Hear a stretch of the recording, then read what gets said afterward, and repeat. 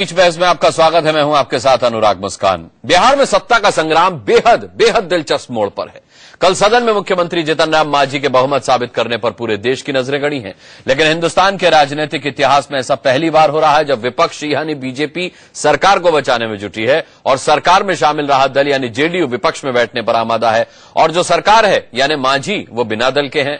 अब बिहार में अजब गजब सत्ता की कहानी में सबसे बड़ा और दिलचस्प सवाल यही है कि जेडीयू, आरजेडी, बीजेपी अगर सभी पार्टियां विपक्ष में हैं तो फिर सरकार किसकी है?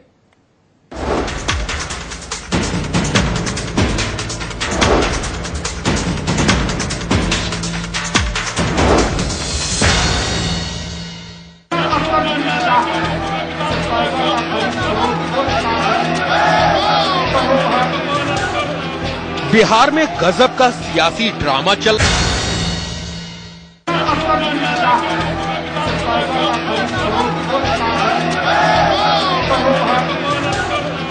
बिहार में गजब का सियासी ड्रामा चल रहा है। मांझी नीतीश के बीच का झगड़ा असल में वो कुरुक्षेत्र बन गया है जहां कौन किसके साथ है पता नहीं।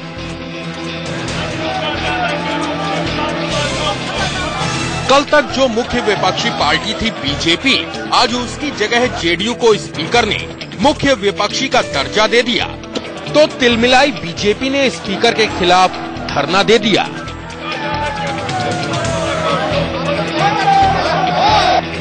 देश के लोकतंत्र के इतिहास में पहली घटना होगी जब एक साथ जनता दल यू सत्ता पक्ष में बैठेगा और विपक्ष में बैठेगा।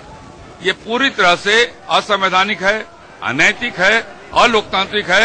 विपक्ष तो पहले से घोषित थी भारतीय जनता पार्टी, आज भी भारतीय जनता पार्टी विपक्ष में है, लेकिन ये लोग दोनों तरफ मजा लेना चाहते हैं। चकल्लस की बात यह है कि जो बीजेपी कल तक विपक्ष में बैठती थी, आज वो मांझी सरकार का साथ देने के लिए उतावली दिख रही है और मांझी को भी बीजेपी का समर्थन लेने से गुरेज नहीं।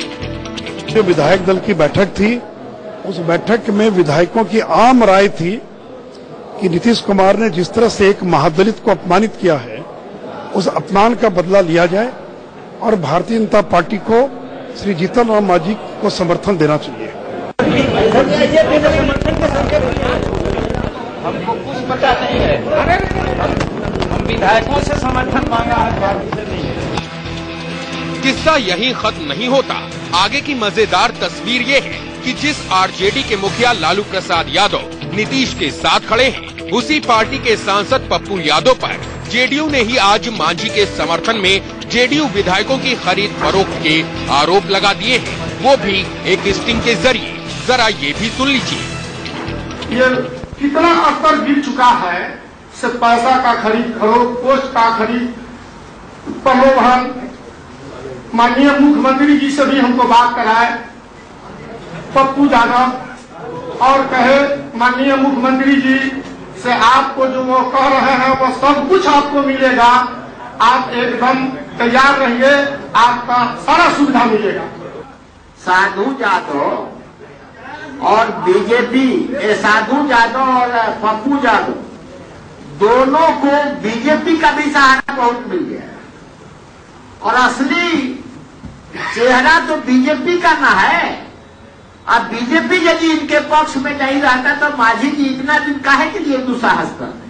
पप्पू जी, आप पर आरोप लगा है कि आप प्रलोभन दे रहे थे नीतीश के खिलाफ वोट देने के लिए, मांझी के सपोर्ट में वोट देने के लिए। भैया मेरे कहीं कोई बातचीत हो तब ना। कौन है सरफुद्दीन, तो हम आज तक भेटे नहीं कभी। मुख्यमंत्री के आवास पर आप मौजूद थे, उनका कहना था। भैया मेरे वही बात तो मैं कह रहा हूँ कि जरा उनको ले आइए ना सामने में, उसको कहिए ना मस्जिद में जाकर के कसम खाए, हम मंदिर में जाके कसम खाते हैं। बिहार की राजनीति में डिनर डिप्लोमेसी भी चल रही है। नीतीश के डिनर के जवाब में आज मांझी भी डिनर देने वाले हैं। बिहार में कल बहुमत साबित करने का दिन है, लेकिन जिस तरह से आज की तस्वीर देखकर बड़े बड़े सियासी पंडित अपना सिर खुजा रहे हैं, उसे देखते हुए अंदाजा लगाना मुश्किल है कि कल सदन में क्या होगा। क्या मांझी बहुमत साबित कर पाएंगे या फिर नीतीश कुमार संभालेंगे बिहार की कमान? फिलहाल तो सब कंफ्यूज्ड हैं। Rakesh Kumar Singh, Patna, India news. चलिए इस पर हम बात करेंगे। हमारे साथ चर्चा में शामिल होंगे जीवीएल नरसिम्हा राव जो कि भारतीय जनता पार्टी से हैं, पप्पू यादव हमारे साथ होंगे आरजेडी से, इसके अलावा डॉक्टर मनोज झा हमारे साथ हैं आरजेडी के स्पोक्स पर्सन, और राजीव रंजन हमारे साथ रहेंगे जेडीयू के स्पोक्स पर्सन। लेकिन उससे पहले इस वक्त की बड़ी खबर आपको बता दें, दलित अपमान के खिलाफ स्वाभिमान सम्मेलन में बिहार के मुख्यमंत्री जीतन राम मांझी ने विवादास्पद बयान दिया।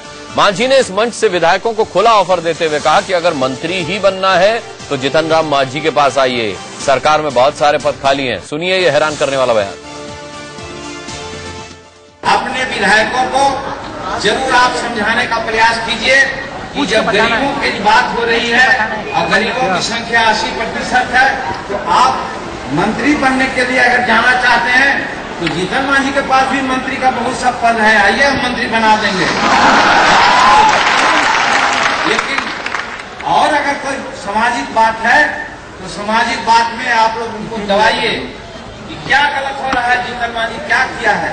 अगर गलत जीतन मांझी ठीक किया है तो आप उसको मदद कीजिए। तो ये जीतन राम मांझी ने अभी कहा है कि भैया जिसे सरकार में आना है वो मेरे साथ आए, जिसे मंत्री बनना है वो मेरे साथ आए, बहुत सारे पद खाली पड़े हैं। सबसे पहले राजीव रंजन आपसे रिएक्शन लेना चाहूंगा मैं, क्या कह रहे हैं जीतन राम मांझी? तो खुला ऑफर दे रहे हैं अब। देखिए, जीतन राम मांझी जी लगातार अगर सुर्खियों में रहे हैं तो ऐसे बयानों ने ही उन्हें सुर्खियों में पहुंचाने का काम किया है। और आज जब पूरी तरह से उन पर हॉर्स ट्रेडिंग और खरीद फरोख्त की बातें जब हम कह रहे हैं तो इससे बड़ा प्रमाण क्या हो सकता है? जो बात प्रधानमंत्री जी के कक्ष से निकलने के बाद उन्होंने अपने संवाद गोष्ठी में कही, आज एक बार फिर ठीक मतदान के पूर्व संध्या पर इस तरह का अगर उन्होंने कोई ऑफर दिया है तो आप देखेंगे ये पूरे के पूरे जो ये 7-8 दिनों का 10 दिनों का जो घटनाक्रम है। आज हमारे एक विधायक ने प्रेस कॉन्फ्रेंस करके कुछ चौंकाने वाले तथ्य भी उजागर किए कि जिस तरह से फोन पर उनको पद और प्रतिष्ठा दिए जाने की बात कही गई, सम्मान देने की बात कही गई, और उसे तो पप्पू यादव ने खारिज कर दिया। तो मुझे लगता है इन सब चीजों को जोड़ करके अगर देखें तो पूरी तरह से भारतीय जनता पार्टी के इशारे पर लोकतंत्र में जिस तरह का एक विवश कृत्य किया गया है, जिस तरह से लोकतांत्रिक मूल्यों को तिलांजलि देकर के बिहार में खरीद फरोख्त करने की कोशिश की गई है, वो शर्मनाक है। और मुख्यमंत्री जी के बयान को उसी संदर्भ में देखा जाना चाहिए। ये एक बार फिर से उन्होंने खुली पेशकश की, इसके बाद भी लोग उनके साथ जाने के लिए तैयार नहीं है, ये एक अलग बात है, लेकिन उनकी कोशिशें लगातार जारी हैं और भारतीय जनता पार्टी नेपथ्य से पूरे चीजों का संचालन करती रही है, अब खुल करके सामने आ गई है। डॉक्टर मनोज झा, ये सिर्फ निंदा करने वाली बात नहीं है, ये सिर्फ इस बात को समझ लेने के लिए नहीं कहा जा रहा कि भाई इतने लालच के बाद भी जीतन राम मांझी के साथ विधायक नहीं जा रही, तो राज्यपाल से जाकर शिकायत करने वाली बात है। ऐसा कुछ कहा नहीं लेकिन राजीव रंजन जी ने। देखिए अनुराग जी, बस 2-3 छोटी टिप्पणी, क्योंकि जिस तरह की छवियां और जिस तरह के घटनाक्रम बीते 3 हफ्तों में बिहार में हुए हैं, खास करके 2 पिछले हफ्तों में, मैं समझता हूं बिहार इसका पात्र नहीं था। और मूलतः अगर बताऊं तो अपने दल के बिहार पे हमने 26 मई की बदली परिस्थिति को हम समझ पाए थे। हमें लगा कि ये जो नया अधिनायकवादी दक्षिण पंथ है मोदी जी और अमित शाह जी का, इसके खिलाफ एक व्यापक अभियान चलाना होगा। कहानी में क्रिटिकल ट्विस्ट उस दिन से आया जब हमारे विलय की प्रक्रिया अब बहुत ही अंतिम चरण में पहुंची। तब जाकर के भाजपा ने ये कोशिशें करने की तैयारी की कि किस प्रकार से इस विलय प्रक्रिया में इस तरह के अंकुश लगाए जाएं। मांझी जी, जिनको वो खुद कठपुतली कहते थे भाजपा के लोग, अचानक में उन्होंने दिल्ली बुला करके पूरी तरह से उनको कठपुतली में तब्दील किया। दुर्भाग्य यह है कि बजट का सत्र है, बिहार की सामाजिक आर्थिक प्राथमिकताएं तय होनी है और 12 विधायकों की सरकार बिहार के सरोकारों पर चर्चा करेगी। मैं समझता हूं कि बिहार के हक में उचित नहीं हो रहा है जो कुछ भाजपा कर रही है, एक मोनोक्रोमैटिक पॉलिटिक्स के नजरिए से। बिल्कुल, लेकिन नरसिम्हा राव साहब, ये राजीव रंजन ने भी कहा और ये मनोज झा साहब भी कह रहे हैं कि ये बिहार में जो कुछ भी खेल चल रहा है, ये खेल आप खेल रहे हैं, इसका रिमोट कंट्रोल आपके हाथ में है।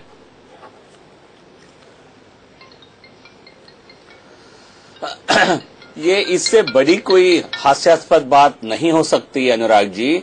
जिस प्रकार मूल्यों की राजनीति की हमें पाठ पढ़ाने की जो कोशिश कर रहे हैं राजीव रंजन जी और मनोज झा जी, जिस प्रकार की राजनीतिक सिद्धांत इन लोगों के हैं, जिस जेडीयू आरजेडी के खिलाफ हमारे साथ मिलकर 2 चुनाव लड़ने के बाद आरजेडी को एक जंगल राज बिहार में चलाने वाली पार्टी को कहने के बाद और उनको दोनों एक दूसरे के गले मिल गए और हमें किनारा करने की कोशिश कर रहे हैं।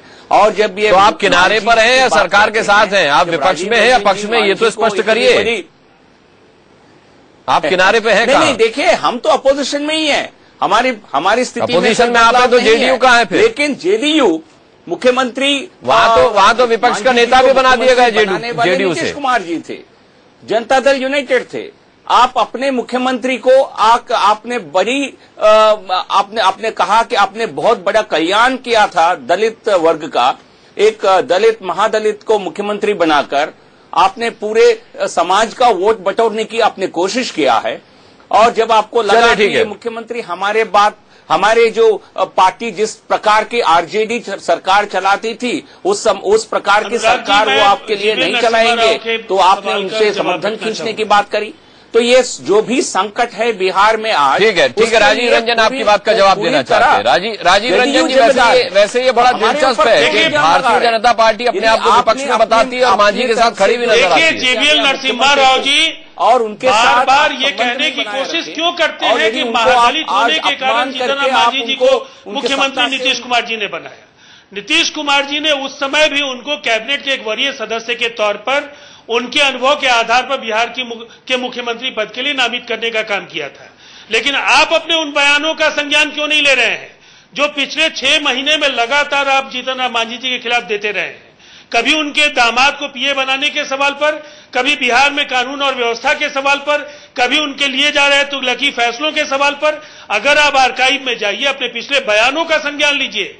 यह राजनीतिक अवसरवादिता है कि इस तरह का खेल करके जो चट्टानी एकता है विधानमंडल दल के अंदर तमाम इस राज्य के सेक्युलर पॉलिटिकल पार्टीज के बीच, उसके अंदर सेंध लगाने की आप कोशिश लगातार करते रहे हैं, लेकिन आपको कामयाबी नहीं मिली है। और राज्यसभा चुनाव में भी आप पटखनी खाए। इस तरह की कोशिशों का जो असर है वो कहीं न कहीं पूरे देश में वो आपके लिए बैकफायर कर रहा है। आपने दिल्ली के नतीजे देखे हैं और बिहार में आने वाले चुनाव में जो कारनामे आपने बिहार में किए हैं, इसका जबरदस्त जवाब आपको बिहार की जनता देगी। और इसका इंतजार कीजिए। असेंबली के फ्लोर पर तो निश्चित तौर पर जीतन राम मांझी जी विश्वास मत हासिल नहीं कर पाएंगे। नीतीश कुमार जी के नेतृत्व में सभी दलों के जो बिहार में सेक्युलर पॉलिटिकल पार्टीज हैं उनके दलों की सरकार बनेगी। और आप देखेंगे आने वाले समय में आप अपने पुराने आंकड़े को दोहरा पाने की स्थिति में भी नहीं होंगे। मनोज झा साहब, ये सेंध लगा दिए क्या बीजेपी ने बिहार की पॉलिटिक्स में?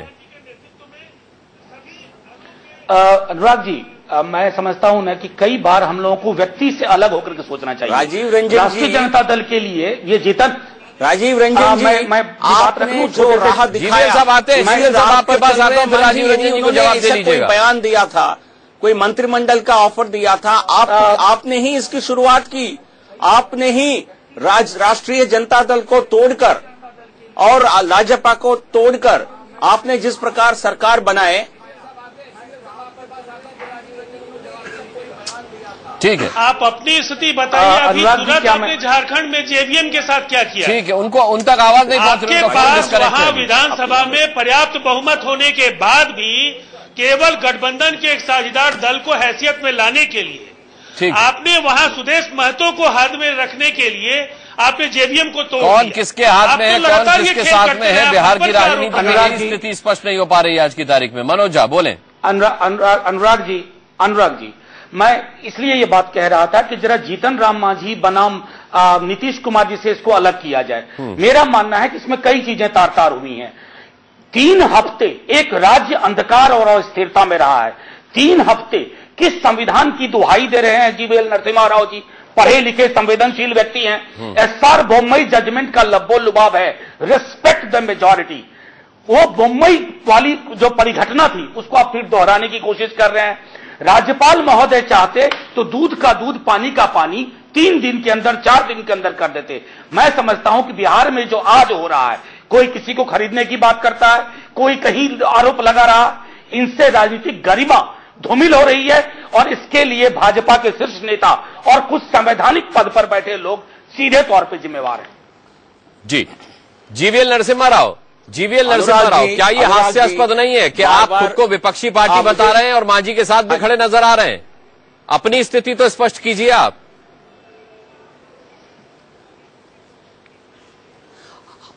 जब हम सरकार के पक्ष में वोट करेंगे तभी हमारी स्थिति में परिवर्तन हो सकता है।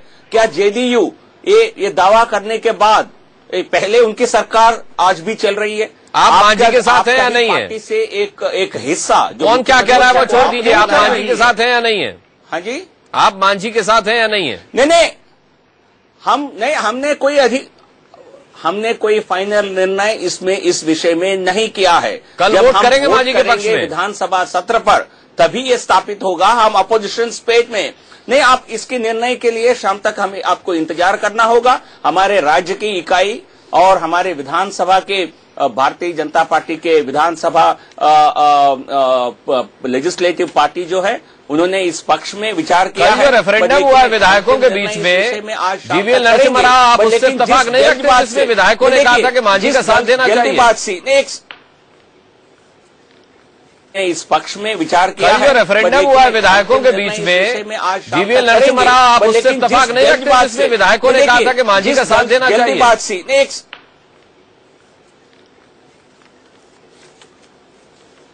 इस पे विचार कर रहे हैं, लेकिन केंद्रीय विचार क्या, विचार तो विधायकों ने बता ही दिया में लेती है, लेकिन यूजुअली जनरली जो राज्य की लेजिस्लेचर पार्टी का निर्णय होता है, अक्सर यानी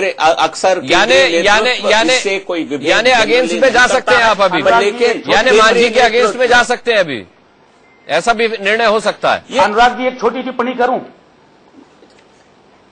मैं ऐसा नहीं कहा है, मैंने ऐसा नहीं कहा है। इसका औपचारिक रूप से एक फाइनल निर्णय तभी माना जाएगा जब इसके विषय में एक फाइनल डिसीजन होगा और vote floor of the house पर हम उनके पक्ष में यदि वोट करेंगे तभी ये फैसला होगा, तभी ये निर्णय होगा कि अपोजिशन में हम नहीं है। लेकिन जिस प्रकार आज स्पीकर एक जनता दल यूनाइटेड के एक नेता के नाते जिस प्रकार की उन्होंने अभद्र प्रवर्तन उन्होंने दिखाया और जिस प्रकार नीतीश कुमार मुख्यमंत्री के पद एक तरफ से दावा करते हैं, दूसरी तरफ विपक्ष नेता भी बनना चाहते हैं उनके पार्टी के लिए, तो ये कहां दोहरा क्या वो मान चुके हैं, उनके पास संख्या नहीं है। दरअसल आप मांझी जी के साथ भी नहीं रहे हैं।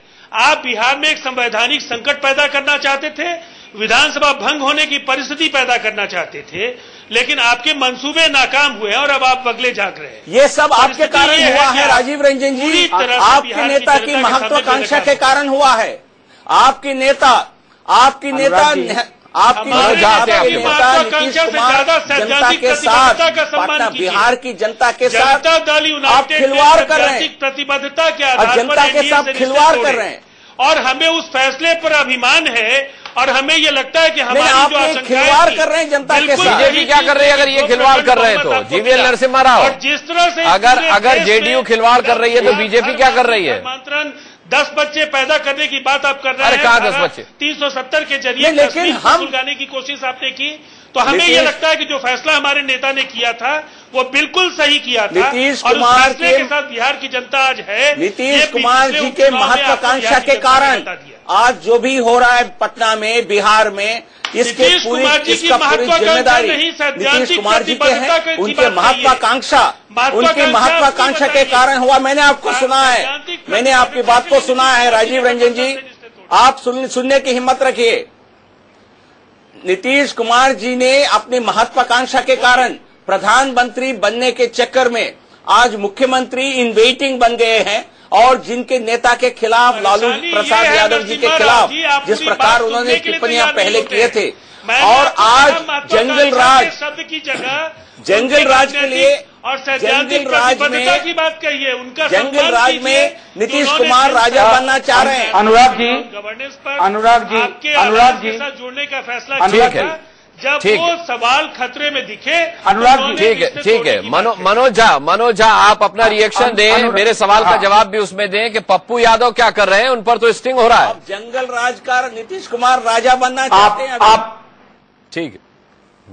जीवीएल नरसिम्हा राव जी, अगर आपकी परमिशन हो तो मैं 2 छोटी टिप्पणी बोलिए। मैं सबसे पहले अनुराग भाई ये कहना चाहता हूं कि बार बार जंगल राज की बात होती है और मैं समझता हूं कि जिन लोगों ने भी बिहार को देखा है, आप अगर अंक पत्र हमें देना तो हमारे सारे विषयों में अंक दें। जो सामाजिक तब्दीलियां आई हैं आप उसको नजरअंदाज नहीं कर सकते हैं, आप इतिहास से मुंह मोड़ सकते हैं। अरे इतिहास को छोड़ दीजिए, वर्तमान की बात कीजिए। वर्तमान ज्यादा उलझा हुआ है मनोज झा साहब, वर्तमान ज्यादा उलझा हुआ है। बीजेपी, आरजेडी, जेडीयू सब विपक्ष में, तो सरकार किसकी चल रही है वहां पर? अनुराग भाई दूसरी बात, आपने पप्पू जी के बारे में जो सवाल पूछा, उनका स्टैंड क्या? पप्पू यादव का दलगत राय बिल्कुल नहीं, बिल्कुल हमारी दलगत राय पे आप जाइए, मेजर टेक्स्ट पे जाइए जिसपे हम कमिटेड हैं, और इंडिविजुअल टेक्स्ट किसी का अगर वैरी करता है तो वो उसकी चॉइस है, उनके अपने सरोकार होंगे। और तीसरी चीज मैं समझता हूं शरफुद्दीन साहब को फोन किया गया था क्या मांझी के समर्थन के लिए? अनुराग जी, बिहार के भाजपा नेताओं पे हाँ या ना में मनोज, हाँ या ना में बताइए ना। क्योंकि उनका निर्णय नहीं था, भाजपा के बिहार के राज्य के निर्णय ही था। अरे आप हाँ या ना में जवाब दीजिए। पप्पू यादव ने शरफुद्दीन को फोन किया था या नहीं किया था मांझी के समर्थन के लिए? हाँ या ना? मैं सीधे तौर पे आपको बताऊं कि इंडिविजुअल मेंबर हमारी पार्टी के चाहे कोई हो, उनका मूवमेंट क्या है, उनके सरोकार क्या है, इससे राष्ट्रीय जनता दल का यानी किया था संवैधानिक तौर पे हमारा ऑफिशियल पोजीशन का कोई ताल्लुक मैं कह रहा हूं नहीं, मैं कह रहा हूं ये हमारा ऑफिशियल पोजीशन है। अरे ऑफिशियल के साथ है, ऑफिशियल पोजीशन में तो आपको एक्शन भी लेना चाहिए। अनुराग जी, आप एक्शन लेंगे क्या? हम तो कह रहे हैं कि हम तो आप ही के माध्यम से जान रहे हैं। हाँ, हम आप ही मीडिया वालों के माध्यम से। मीडिया वालों के क्या शरफुद्दीन कहते घूम रहे हैं कि मेरे पास फोन आया था, मैंने स्टिंग किया है? कमाल कर रहे हैं आप।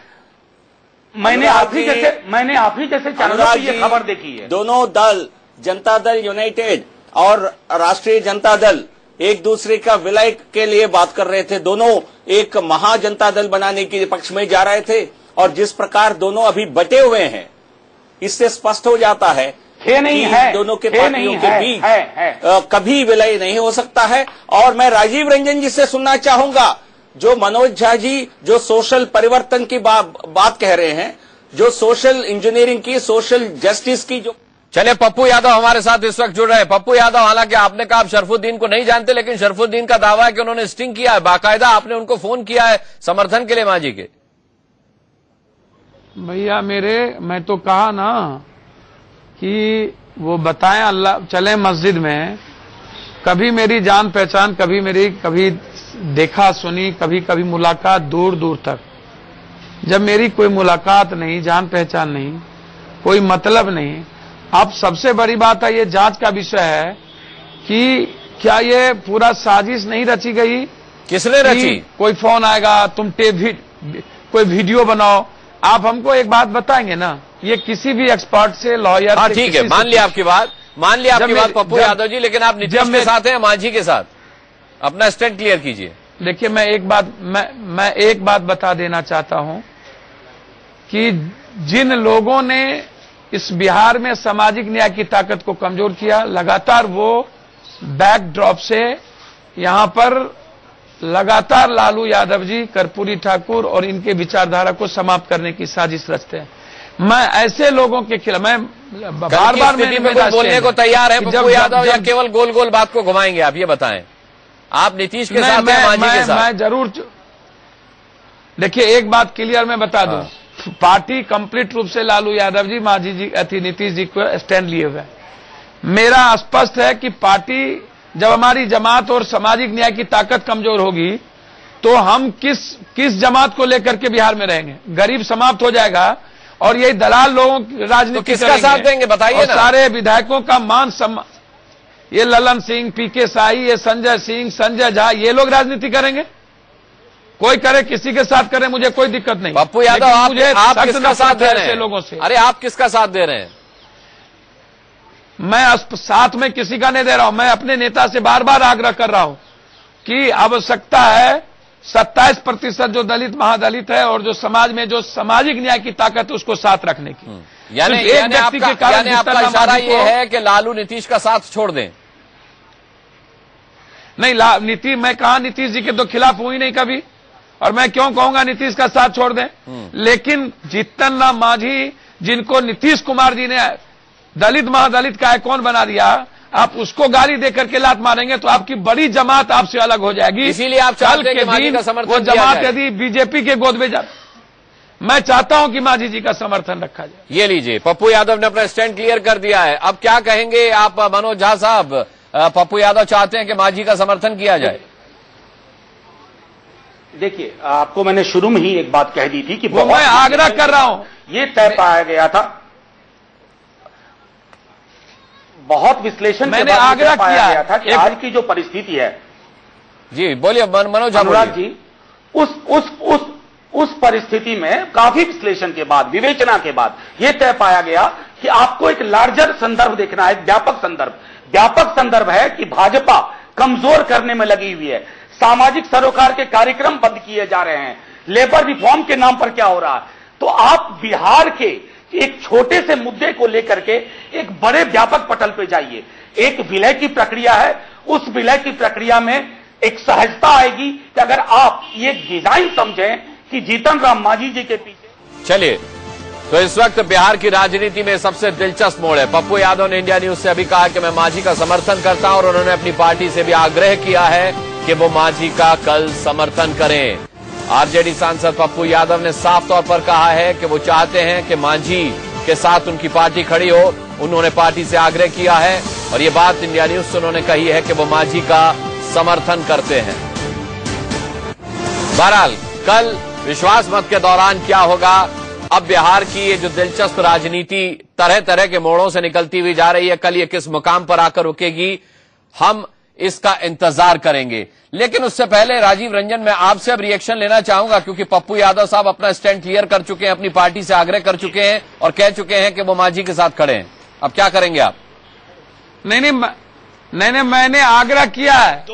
आग्रह मैं भी आग्रह ही कह रहा हूं। का पूरा अधिकार और मैंने स्टैंड किया, ये नहीं कहा हूं कि मैंने आग्रह किया है। ठीक है, मैं भी आग्रह कह रहा हूं। निर्णय लेना नेता को है। हाँ ठीक है, मैंने भी यही कहा। बोलिए राजीव रंजन। निर्णय लेना नेता को है, पप्पू यादव जी, और वोट देना विधायक को है। पप्पू यादव जी एक लोकप्रिय सांसद हैं और वो बार बार ये कह रहे हैं कि उनकी निजी राय है, लेकिन पार्टी की जो आधिकारिक राय है वो आम सहमति के आधार पर बनती है और उनकी पार्टी ने निर्णय लिया है नीतीश कुमार जी के नेतृत्व में अगली सरकार के गठन का। ठीक है, तो मैं समझता हूं पप्पू यादव जी को भी अपने निजी राय वाले लाइन से अब थोड़ा अलग होना होगा, इसलिए कि उनकी पार्टी ने यह फैसला किया। चलिए, पप्पू यादव राजीव रंजन साहब आपसे एक अपील कर रहे हैं, इस पर मैं आपका रिएक्शन लूंगा। एक छोटा सा ब्रेक ले रहे हैं, बहुत जल्द इसी चर्चा है। ब्रेक पर जाने से पहले पप्पू यादव साहब, राजीव रंजन जी ने आपसे एक अपील की है कि स्वार्थ की निजी राजनीति से अब ऊपर उठकर बिहार के हित के बारे में सोचें।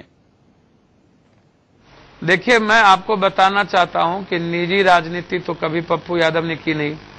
5 बार सांसद रहा हूं, 4 बार इंडिपेंडेंट, 3 बार रहा हूं, और ये विचारों की राजनीति है। लालू यादव जी को जिस तरीके से ललन सिंह एफिडेविट करके सजा करवाए, मैं आपको बहुत गंभीरता से कहना चाहूंगा। कुछ लोग कह रहे हैं कि बुरे समय में, लालू यादव जी जब बुरे समय में थे तब जाके 13 विधायकों का सिग्नेचर हुआ था और हमेशा जेल में रोने पर मजबूर किया इसी ललन सिंह पीके शाही ने। सिसकते थे लालू यादव। ठीक है, और पूरे सामाजिक न्याय जी जब बुरे समय में थे तब जाके 13 विधायकों का सिग्नेचर हुआ था और हमेशा जेल में रोने पर मजबूर किया इसी ललन सिंह पीके शाही ने। सिसकते थे लालू यादव। ठीक है, और पूरे सामाजिक न्याय के ताकतों को खत्म किया नीतीश कुमार जी के कंधों पर बंदूक रख करके, और फिर नीतीश कुमार जी के कंधों पर बंदूक रख करके इन लोगों ने जितना वजह जो भी रही हो, लेकिन राजीव लगातार समाप्त कर देने। लेकिन राजीव रंजन जी, अगर पप्पू यादव मांझी के साथ खड़े हैं तो आप कैसे दावा कर रहे हैं कि लालू प्रसाद यादव नीतीश के साथ खड़े होंगे?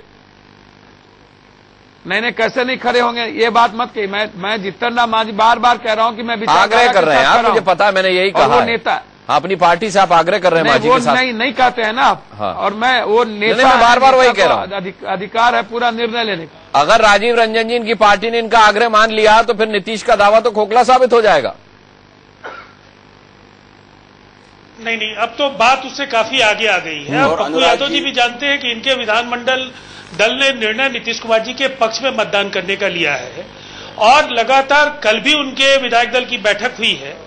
अब इन बातों का बहुत मतलब नहीं है। मैं एक दूसरी बात कहना चाहता हूं, पप्पू यादव जी ने बराबर जनता की लड़ाई लड़ी है और मैं एक बात जो कहना चाहूंगा, देश के सामने लव जिहाद का सवाल है, देश के सामने धर्मांतरण का सवाल है, देश के सामने घर वापसी का सवाल है, देश की चिंता छोड़िए, बिहार की चिंता रोजी और रोजगार का सवाल है। अरे देश तो की मुझे चिंता लगता है छोड़िए, बिहार की चिंता कीजिए। अगर हमारा चिंतन स्पष्ट है तो कुछ सवालों पर अगर सहमति हो भी सकती है तो पार्टी लाइन से बाहर जाने की जरूरत नहीं है इस वक्त। राजीव बाबू 17 साल मंत्रिमंडल में आप लोग रहे हैं, भाजपा के साथ रहे हैं, और भाजपा आप लोगों के लिए कहते हैं अच्छा है, नरेंद्र मोदी खराब है। मैं कह रहा हूं कि निश्चित रूप से पप्पू यादव, राजीव रंजन ने आपके आने से पहले ये भी कहा था कि आप बीजेपी के इशारे पर काम कर रहे हैं। जवाब चाहें तो मैं निश्चित तौर पर दूंगा। अरे वो छोड़ दीजिए। निश्चित तौर पर पप्पू यादव जी, एक बात जीवीएल नरसिम्हा राव ने भी पूछे थे। ठीक है, पप्पू यादव जी क्या कहेंगे आप? जवाब मैं वही कहना चाहता हूं कि आप भी ये मानते हैं। जी बिल्कुल मानता हूं कि जो विवादास्पद मुद्दे भाजपा के हैं, जिसको लेकर के इंसानियत का है और जिसको लेकर के समाज टूटता है, लोकतांत्रिक मूल्यों का ह्रास होता है, इंसानियत का कत्ल होता है, निश्चित रूप से भाजपा के जो एजेंडे में ये जहर है वो देश के हित में नहीं है। अरे तो पप्पू यादव जी, ये केवल आप ही जानते हैं, लालू प्रसाद यादव नहीं जानते क्या ये सब चीजें जो आप बोल रहे हैं? मैं तो ये कह रहा हूं कि अभी आपके जुड़ने से पहले राजीव रंजन कह रहे थे कि आप बीजेपी के इशारे पर काम कर रहे हैं। भैया मुझे नहीं जानकारी, राजीव बाबू मेरे जैन को, मेरे खून को जानते हैं। राजीव रंजन मैं किसी के इशारे पर, मैं भगवान के इशारे पर भी काम नहीं कर सकता, ये तो इंसान है। देखिए, मैं आपको सिर्फ बता दूं, गरीब और आम आदमी के अलावे और मजबूत जमात के अलावे दूसरी, अपना व्यक्तित्व तो खुद गढ़ा है और आप लगातार सामाजिक न्याय की लड़ाई लड़ते रहे हैं। मेरा बस इतना कहना है कि आज ये आर पार की लड़ाई है और इस लड़ाई में अगर विजय होती है समाजवादी शक्तियों की, धर्मनिरपेक्ष शक्तियों की जीत होगी, पूरे देश में ये परचम लहराएगा और निश्चित तौर पर सांप्रदायिक। ये आप ऑन एयर पटा रहे हैं क्या पप्पू यादव को? राजीव रंजन जी, ये आपके खिलाफ मोर्चा खोले हुए हैं और आप इनकी पॉलिश कर रहे हैं। नहीं, अच्छा है, आपको शुभकामना है कि हमारी समाजवादी ताकत बचे, लेकिन ललन सिंह, पीके शाही, संजय सिंह, संजय झा, इन लोगों से समाजवादी ताकत बचेगी और इन लोगों से परचम फहराएगा।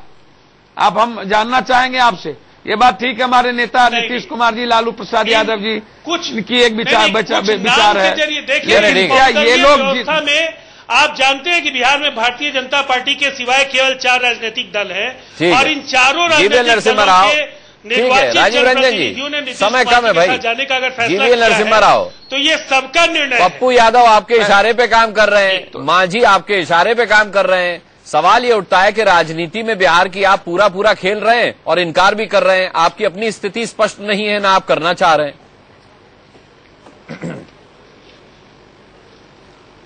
आप अभी हमें कुछ बोलने देंगे या सिर्फ सुनने के लिए बुलाए हैं? बोलिए ना, आप ही से तो सवाल पूछा है। हाँ, तो इनको बोलिए, नहीं बाकी से बोलिए, थोड़ा धैर्य रखें और बीच में न कूदने की कोशिश न करें। और सुबह से लगातार जनता दल यूनाइटेड के नेता और उनके विधायक आकर के मीडिया के सामने भाजपा के ऊपर आरोप लगा रहे हैं और कह रहे हैं कि पप्पू यादव जी भारतीय जनता पार्टी के लिए या मांझी के लिए काम कर रहे हैं, जब ये आपकी प्रोग्राम पर वो कह रहे हैं कि हम नीतीश कुमार जी के साथ हैं, आरजेडी और जेडीयू एक साथ हैं, और राजीव रंजन जी आपके प्रोग्राम के जरिए उनको मनाने की कोशिश कर रहे हैं और हमारे पार्टी के ऊपर आरोप लगा रहे हैं। मैं चाहता हूं राजीव रंजन जी खुले रूप से अभी आपके प्रोग्राम के तहत माफी मांगे भारतीय जनता पार्टी से, क्योंकि आपके विधायक और आपके पार्टी हमारे ऊपर इल्जाम लगा रहे हैं। आपके मित्र दल है आरजेडी, आप इस पार्टी के साथ हैं, जो चीज आप कम्युनिकेट करना चाहते हैं कर नहीं पा रहे हैं। मैं किस बात के लिए माफी मांगू? माफी तो आपको बिहार की जनता से मांगना चाहिए। माफी मांगना आपको अभी दिल्ली ने खारिज किया है और दिल्ली का मैंडेट देश का मैंडेट है, जीवीएल नरसिम्हा राव जी है। ऐसे बड़बोले वचन मत दीजिए। आपका ये कहीं न कहीं जो भाषाई संप्रेषण की समस्या है वो अनुवाद के कारण आपको हो रही है। मैं क्यों माफी मांगूंगा? आप सारा चीज कर रहे हैं, नहीं पर्दे के पीछे, पर्दे के क्यों नहीं बाहर मांगेंगे? आपके विधायक, क्या आपके विधायक हमारे पार्टी पर आरोप नहीं लगा रहे थे? नाटक किया बिहार में और बिहार की जनता के सामने जो संवैधानिक आपके विधायक हमारे पार्टी पर क्यों आरोप लगा रहे थे? देखेंगे आने वाले चुनाव में। नहीं, आपने क्यों हमारे ऊपर आरोप लगाया? माफी मांगिए, लगा रहे हैं, पूरे मांगिए, क्योंकि हमारे पार्टी के साथ कह रहे हैं कि आप ये सारा खेल करा रहे हैं। अब मैं सुन लीजिए, क्या पप्पू यादव बीजेपी के लिए काम कर रहे हैं? आप बोलिए, क्या पप्पू यादव अपनी बात बीजेपी के लिए काम कर रहे हैं? क्या पप्पू यादव बीजेपी के एजेंट है? बैसाखी की क्या बीजेपी के एजेंट है? क्या पप्पू यादव? नहीं, आप बोलिए, निशाना मत साधिए। आप अभी बोलिए। बिहार में कभी आपको लोकनायक जयप्रकाश नारायण के आंदोलन ने भाजपा के लिए कभी वीपी सिंह के जरिए बिहार की राजनीति में आपको सीटें मिली? जीवीएल नरसिम्हा राव साहब, जीवीएल नरसिम्हा राव साहब एमएलए को जीतने का अवसर दिया। इसलिए ये बिहार की जनता पर खेमे में है। जीवीएल नरसिम्हा राव साहब, आपकी स्थिति, आपकी भूमिका स्पष्ट नहीं है, इसीलिए तो आरोप प्रत्यारोप का दौर चल रहा है। आप अपनी स्थिति स्पष्ट बता दीजिए। जी जीवीएल नरसिम्हा राव साहब, क्या स्थिति है स्पष्ट बताना। कहा है कि राजीव रंजन जी नहीं कह रहे हैं। क्या पप्पू यादव जी उनके पास है, उनके साथ है, या वो बीजेपी के काम कर रहे हैं, बीजेपी के एजेंट है? इनके एमएलए तो यही कह रहे थे सुबह से। पप्पू यादव जी ने तो अपनी स्थिति स्पष्ट कर दी कि वो मांझी के लिए अपील कर रहे हैं। सर ये लोग राजीव रंजन जी सत्ता के लिए कुछ भी कभी किसी को गाली नहीं। पप्पू यादव काम कर रहे हैं। निजी राय नहीं, बहुत संकेत साफ दिया उन्होंने भाई। आरोप लगा रहे थे सुबह से। आरोप तो आप पर इसलिए लग रहे हैं कि आप अपनी स्थिति स्पष्ट नहीं कर रहे हैं। आप मांझी के साथ है नहीं है? पार्टी हमारे ऊपर आरोप नहीं लगा रही थी सुबह से। चलिए, अब मैं तो अभी भी आप पर आरोप लगा रहा हूं। मैं कहां उससे पीछे हट रहा हूं? मैं तो बोल रहा हूं कि भारतीय जनता पार्टी इस पूरे खेल के लिए भारतीय जनता पार्टी जवाबदेह है। मैं आरोप आपके पीछे कहां ले रहा हूं? आपके पास कोई आधार नहीं है। आप बेबुनियाद आधार के, क्या आधार है आपके पास? क्या आधार है आपके पास? हमारे पास पर्याप्त आधार है। कल आपके बिहार के चीफ स्पोक्सपर्सन ने कहा पार्टी के विधायकों की राय जीतन राम मांझी की सरकार को समर्थन देने की है। आप उसको क्या खारिज करते हैं? तो आप खारिज कर दीजिए। आप कहिए कि आपकी पार्टी ने बिहार में जो कुछ भी कल कहा, अच्छा ठीक है, छोड़ दीजिए ना। वो गलत राजीव रंजन जी, राजीव रंजन जी, अरे जीवीएल साहब छोड़ दीजिए, अरे छोड़ दीजिए। राजीव रंजन जी, आपने खुद कहा पप्पू यादव सेल्फ मेड एक नेता हैं और एक अच्छे समाज सेवी के तौर पर उनकी पहचान है, और आज जो कुछ भी वो हैं उन्होंने उसके लिए बड़ी मेहनत की है, तो जाहिर सी बात है उनका से भी होगा, उनके कहने का कोई इम्पैक्ट भी होगा, प्रभाव भी होगा। उनकी अपील, उनके आग्रह से प्रभावित होकर आपको क्या लगता है कल मांझी ट्रेल करेंगे या नहीं करेंगे? मांझी जीतेंगे, मांझी हारेंगे? अब आपका आंकड़ा क्या कहता है? देखिए, अब तो सरकार के बारे में अब भविष्यवक्ता की भूमिका में किसी को आने की जरूरत नहीं है। तस्वीर शीशे की तरह साफ है। विधानमंडल एकजुट है। पार्टी के विधायक 130 की संख्या में नीतीश कुमार जी के नेतृत्व में मांझी आज डिनर भी दे रहे हैं। मांझी आज डिनर भी दे रहे हैं। मतदान करेंगे। और मैंने पप्पू यादव जी की सराहना अगर की है तो निश्चित तौर पर वो सराहना के पात्र पप्पू यादव डिनर में जा रहे हैं। अपनी जगह बनाई है, लेकिन पप्पू यादव आप मांझी के डिनर में जा रहे हैं क्या? राय के विपरीत दिशा में मैं विधायक थोड़ी हूँ, जाना विधायक जी लोगों को है। ये मेरी निजी राय। वोट देना विधायक को है, डिनर का डिप्लोमेसी विधायकों को जाना है। यही विधायकों को डेली 5 सालों में हर महीने या हर सप्ताह एक दिन भोज मिल गया होता, सम्मान मिल गया होता, तो आज ये दिन स्थिति थोड़ी होती। कल के दिन वोट ऑफ कॉन्फिडेंस के बाद फिर देखिएगा कि हम लोगों को सभी विधायकों को उन्हीं लोगों के पैर के तले रेंगना होगा। ठीक है। और मंत्री से मिलने के लिए और पदाधिकारी जिस तरीके से रेंगेंगे वो आप देखिएगा। चलिए ठीक है, बहुत धन्यवाद करना चाहेंगे आपका। बिहार में अजब सत्ता की गजब कहानी का कल किस रूप में अंत होता है ये कल ही पता चलेगा, जब विश्वास मत होगा। और देखना ये होगा कि मांझी उसमें अपनी बात पर जो उन्होंने कहा कि वो जीतेंगे तो वो जीतते हैं या नहीं जीतते हैं। बहरहाल सभी का बहुत बहुत धन्यवाद करना चाहेंगे। इसी के साथ एक छोटा सा ब्रेक लेंगे। ब्रेक के